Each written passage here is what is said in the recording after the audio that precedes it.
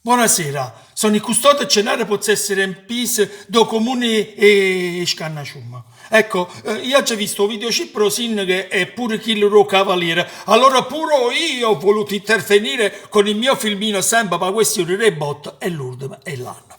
Ecco, io volessi spiegare quella che veramente è successo. È vero, io tengo una stufa senza permesso nella mia quartiola. E voi mi dite, e perché hai messo la stufa dinta guardiola? E perché? E perché fa freddo assai.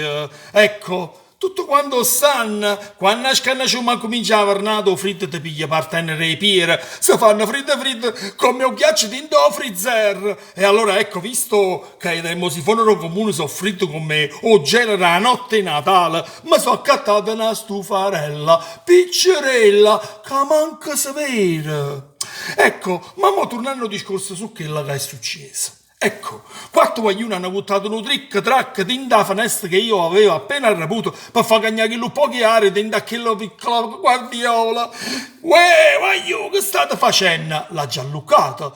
Ma chi disgraziata figlia di zoccola se ne erano già fuiuto prima mo.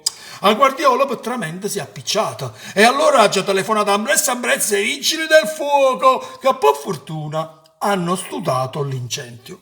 Ecco, io a questo punto volessi far capire a loro signori che io non sono responsabile di quello che è successo.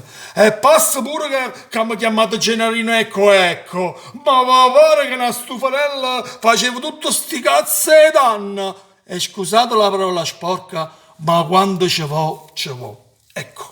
Io comunque tengo massimo rispetto sia per Sin che per Cavaliere, ecco, ma per piacere non mi mettete a mezzo, che se so cose politiche e io non ci azzecco niente. Ecco, io volevo stare solo quieta e che Piera Cavara. Ecco, e questo è tutto. Con rispetto e devozione, Gennaro può essere in Pisa.